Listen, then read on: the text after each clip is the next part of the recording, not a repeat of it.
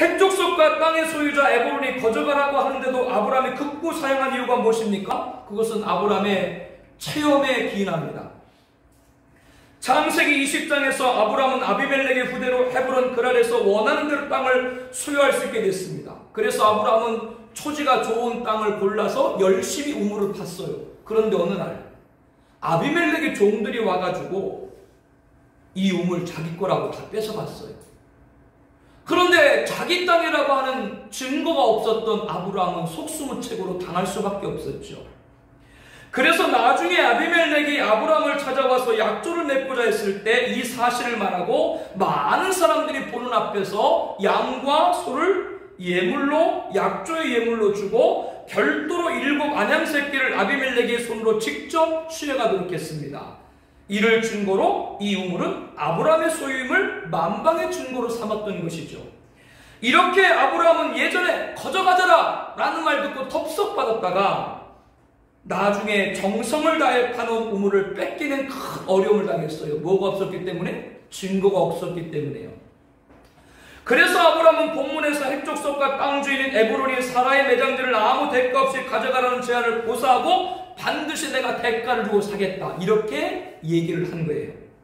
그렇게 해야 문제가 없기 때문에 그렇습니다. 만약 그렇지 않고 거저준다고 해서 그곳에 살을 안장했다가 나중에 핵족속이 와가지고 여기 우리 땅이니까 이장하시오 라고 그러면 꼼짝없이 묘지 옮겨야 되는 거예요.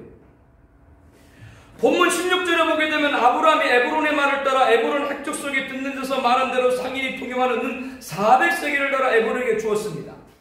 그리고 이제 17절에 보니까 마브레 앞 막벨라에 있는 에브론의 밭 곧 그 밭과 거기에 속한 굴과 그 밭과 그 주위에 둘른 모든 나무가 성문에 들어온 모든 핵족속이 보는 데서 아브라함의 소유로 확정되었다.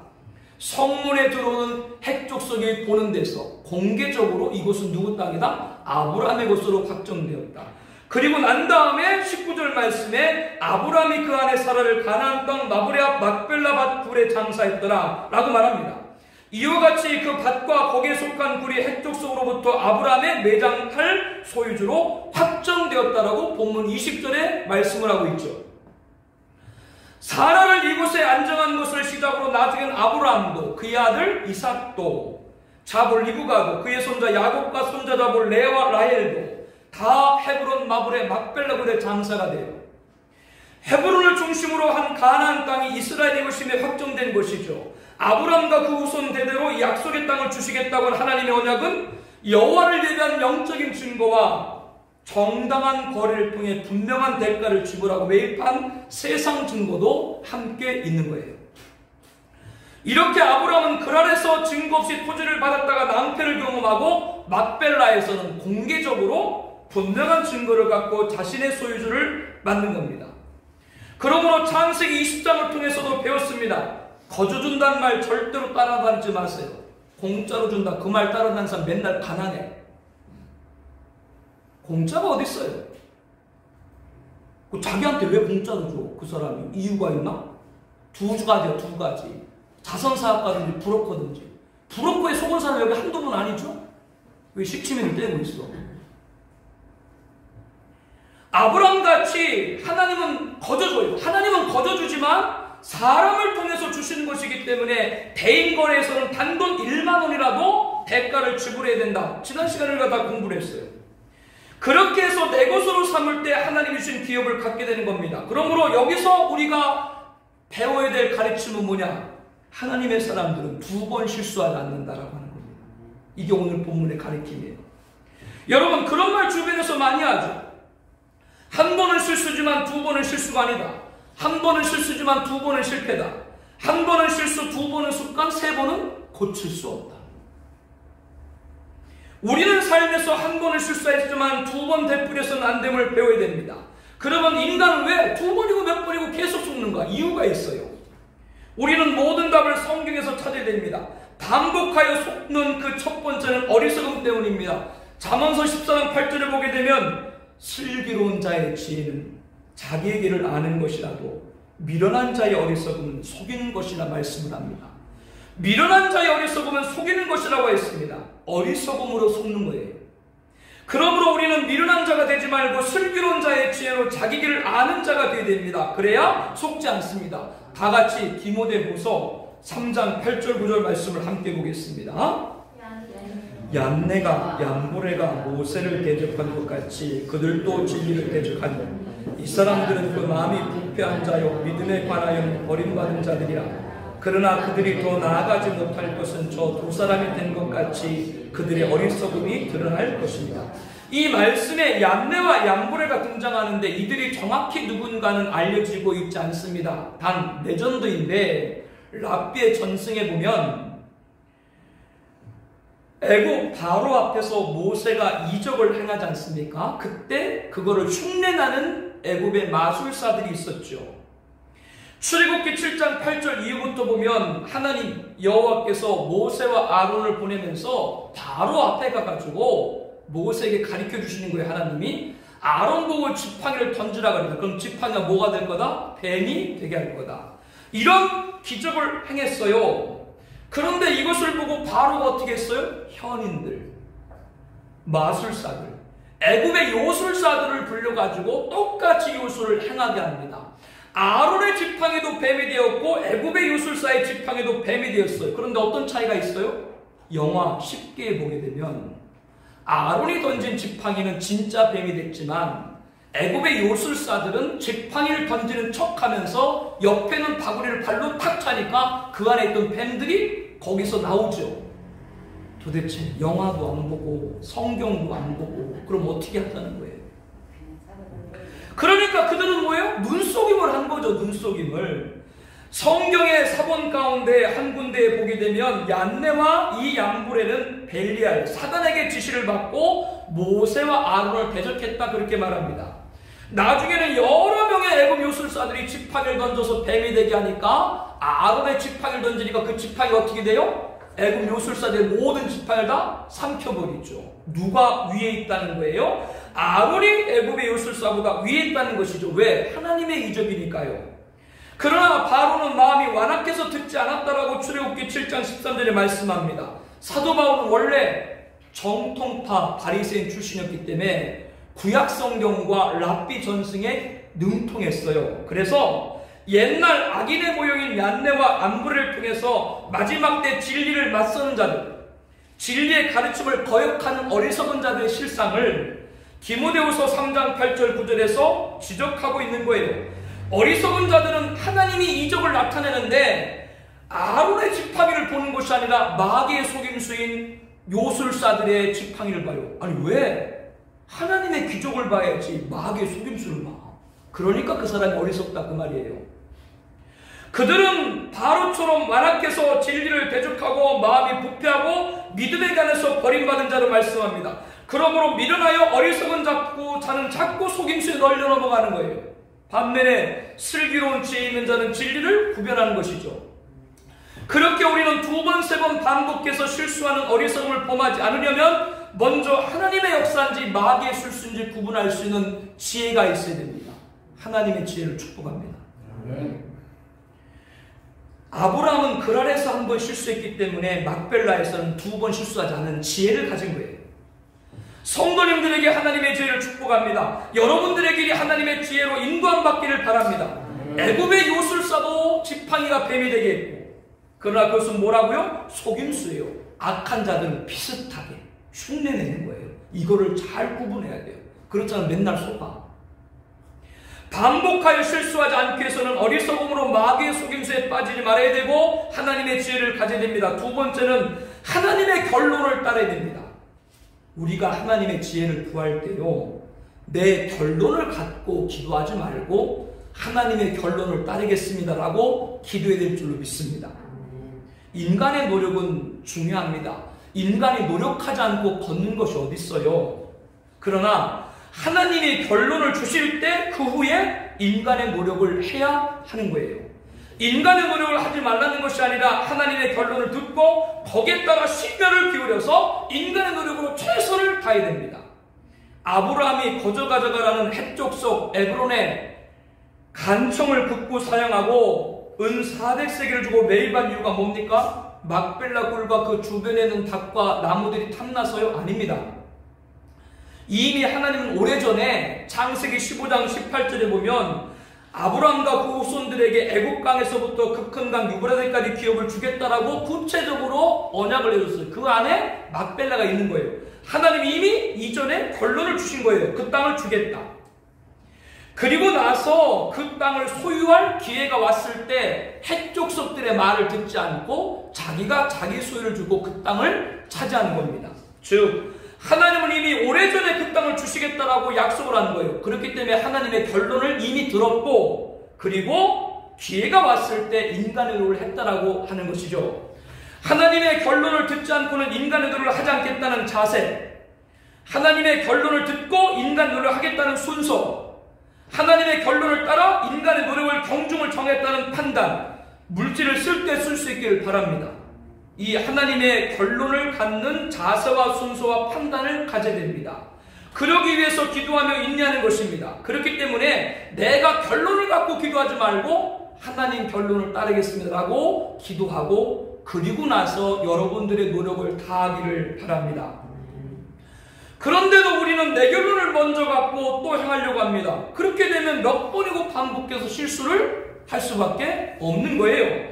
반복하여 실수하지 않기 위해서는 어리석음으로 마귀의 속임수에 빠지지 말고 하나님의 지혜를 가져야 됩니다. 두 번째는 하나님의 결론을 따르고 내 노력을 해야 됩니다. 세 번째는 하나님의 행함을 구해야 합니다. 하나님의 행함이란 하나님의 일하심입니다. 하나님의 결론을 따라서 최선을 다해 인간의 노력을 해야 되는데요. 인간의 노력이라고 하는 데는 하나님의 행함 영역 안에 있어야 돼요. 하나님 일하심 안에 내 일함이 있어야 되지 내가 일하고 하나님을 그 일에 묶어 넣어서는 안 된다 그 말이에요. 성도님들, 하나님은 이미 오래전에 아브라함과 그 후손들에게 애굽 강에서부터 큰 강 유브라데까지 기업을 주겠다라고 약속했다라고 말씀을 드렸죠. 그러면 그 약속의 땅을 차지하게 되는 과정을 잘 살펴봐야 돼요. 하나님은 땅을 약속하고 아브라함을 들어서 그 땅 중앙에 놓고 네가 가져 그렇게 하지 않았어요. 헤브론 그라랑 아비멜렉은 아브라함에게 내 땅에 내 앞에 있으니 내가 보기에 좋은 데로 거주하라. 그리고 본문에는 핵족속 에블론이 막벨라불을 그냥 가져가라. 그러면 이렇게 아비멜렉과 핵족속의 선대에서 아브라함에게 땅을 가져러 간 것은 누가 역사한 거예요?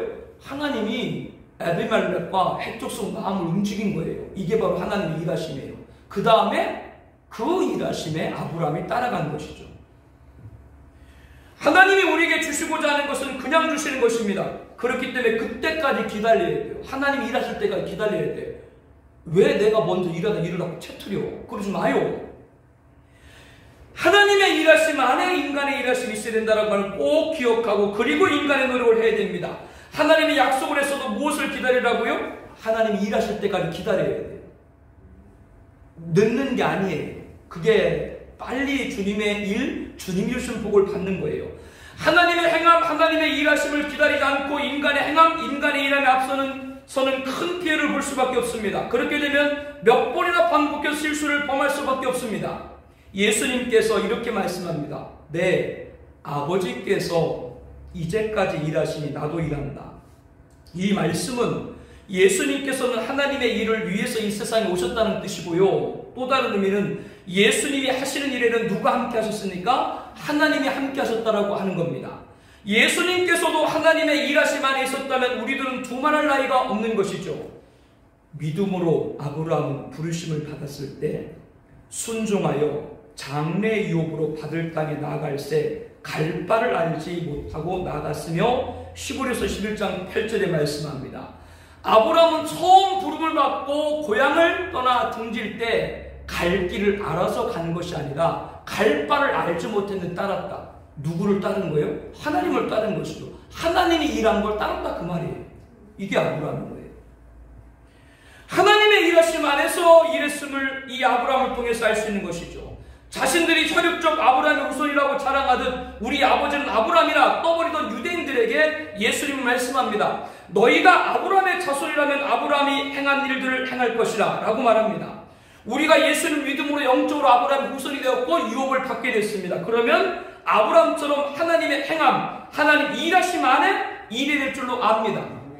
반복하여 실수하지 않게 하기 위해서는 어리석음으로 마귀 속임에 빠지지 말아야 되고 하나님의 지혜를 가져야 됩니다. 두 번째는 하나님의 결론을 따르고 인간의 노력을 해야 됩니다. 세 번째는 하나님의 행함을 구해야 됩니다. 하나님 일하심 안에 내 일함이 있어야 되는 거예요.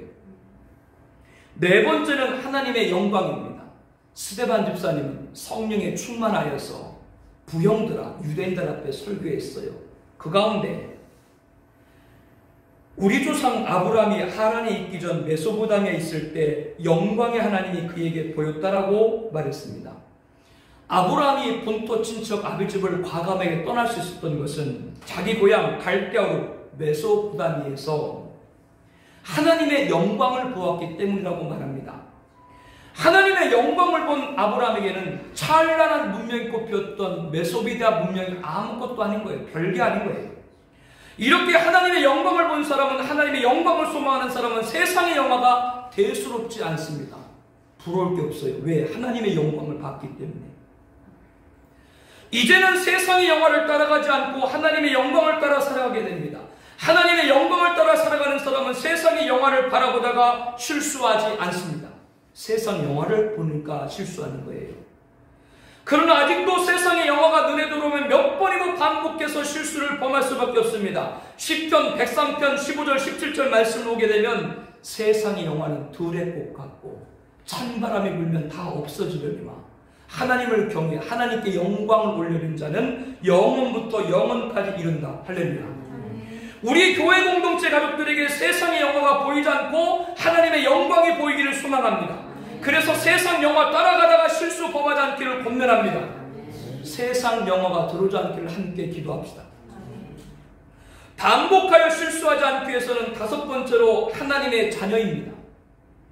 하나님의 자녀가 되어 실수하지 않습니다. 우리 모두는 예수님을 믿음으로 하나님의 자녀가 되었습니다. 그런데 하나님의 자녀가 되면 실수하지 않는다. 그 말이 무슨 말인가? 그것은요, 우리가 하나님의 자녀라면 하나님과 하나가 돼요. 아버지는 아들과 하나가 되어야 되는 거예요. 그게 자녀요. 예수님은 십자가를 앞두고 겟세마네 동산에 오르셨습니다. 예수님은 십자가의 죽음이 얼마나 큰 고통이고 노면인지를 아셨어요. 인간은 죽기 전까지는 언제 죽을지도 모르고 죽음이 무엇인지도 모르지만 예수님은 하나님이시기 때문에 언제 죽을지도 알고 죽음이 뭔지도 아신 분이 예수님이에요. 그렇기 때문에 예수님은 인성으로서는 그 십자가를 피하고 싶어서 3번씩이나 만일 할만하시거든 이 잔을 내게서 지나가게 하옵소서라며 기도했습니다. 그러나 예수님은 어떻게 십자가 예를 걸어갈 수 있었습니까? 다 같이 마가복음 14장 36절 말씀을 함께 보겠습니다. 아빠 아버지여 아버지께는 모든 것이 가능하오니 이 잔을 내게서 옮기시옵소서. 그러나 나의 원대로 마시옵고 아버지 원대로 하옵소서. 예수님은 하나님을 아빠 아버지라고 부르면서 아버지께는 모든 것이 가능하오니, 즉 저를 십자가에 달리지 않게 할 수도 있지만 그러나 그것이 나의 원대로 마시옵고 아버지 원대로 하옵소서. 아들은 아버지의 원대로 하는 거예요. 그게 하나님의 자녀인 거예요. 예수님께서는 내가 하나님께로부터 나와서 왔습니다. 나는 스스로 온 것이 아니요 아버지께서 나를 보내신 것이라고 말씀합니다. 내가 하늘에서 내려온 것은 내 뜻을 행하려 함이 아니요 나를 보내신 이의 뜻을 행하려 함이라고 했습니다. 그리고 요한복음 10장 30절에 나와 아버지는 하나다 이렇게 말했습니다. 그러므로 아버지 원대로 아버지 뜻대로 십자가 달리신 것입니다. 예수님만이 하나님을 아빠 아버지로 불렀나요? 아니죠. 갈라디아서 4장 6절에 보게 되면 우리들이 예수님 믿고 아들의 영을 받아서 아빠 아버지로 하나님을 부르게 됐다라고 말씀합니다. 그렇다면 우리들도 하나님과 하나가 되어야 됩니다. 이것이 자녀입니다. 그래야 실수하잖아요. 신앙생활을 하는데 여전히 하나님과는 달라. 그러면 그 사람은 실수하는 거예요. 우리는 지난 시간에 아브라함의 최종적인 시험에 대해서 말씀을 나눴습니다. 아브라함의 최종적인 시험에서 아브라함의 가장 귀한 것으로 시험했죠. 아브라함이 가장 아끼는 것이 무엇이었어요? 배부로 튼실한 가축도 수와의 노비도 푸른 초지도 수원의 깊은 우물도 아닙니다. 아들입니다. 외아들. 둘이 아니고 하나밖에 없는 것. 하나님은 최종적인 시험을 할 때 아브라함의 가장 아픈 곳을 찔러요. 우리도 마찬가지예요. 최종적 시험을 당할 때 하나님이 가장 아픈 것을 찌릅니다. 여러분들 우리 교회를 섬긴다는 건 너무나도 감사한 일이에요. 누가 성도님 많지 않은 교회를 섬기려고 해요. 요즘 믿음, 영적인 일 함께 사람들은 다 현실적인 것도 생각을 해요. 애들 장가가고 시집가고 부모님들 소천하게 되면 하다못해 부의금 생각해서라도 큰 교회 다니는 거예요. 이게 인간인가 현실인 거예요. 그런데 이렇게 작은 교회를 섬긴다는 건 너무나도 감사한 것이죠. 하나님은 가장 아픈 걸 항상 찔러요. 이삭은, 아브라함은 이렇게 믿은 거예요. 이삭은 자기 아들이기 전에 하나님의 아들인 거예요. 왜? 아브라함과 사라가 육체적으로 자녀를 생산할 수 없을 때 하나님의 돌보심으로 이삭이 출생된 거예요. 그렇기 때문에 이삭은 하나님이 주신 거예요. 그러므로 아브라함은 이 이삭이 자기 아들이기 이전에 하나님의 아들인 걸 알고 시험에 통과했습니다. 이삭의 주권이 자기에 있는 것이 아니라 누구에게? 하나님에게 이삭의 주권이 있는 거예요. 그 사람이 시험에 통과한 겁니다. 하나님으로부터 내가 독자도 아끼지 않았은즉 이제야 하나님을 경외한 줄 알았다고 했습니다. 하나님을 사랑하는 것을 알았다는 것입니다. 내가 나의 말을 준행하였다고 인정하시는 아브라함에게 큰 민족 이름 창대 복의 근원 언약의 모든 복을 주었습니다. 이를 통해서 확인할 수 있는 것은 아브라함은 자기를 부르신 하나님의 마음을 한 거예요. 이게 자녀인 거예요. 자녀는 하나님의 마음을 알고 하나가 되어야 된다고 하는 겁니다. 그러므로 실수하지 않고 시험에 통과하여 모든 복을 받은 것이죠. 이렇게 하나님의 자녀는 하나님과 하나가 됩니다. 우리 청아비전교회 성도님들은 명목상 하나님의 자녀가 아니라 하나님과 하나 되는 자녀가 되기를 축복합니다. 그래야 실수하지 않아요. 그래서 승리하기를 예수님의 이름으로 축복합니다.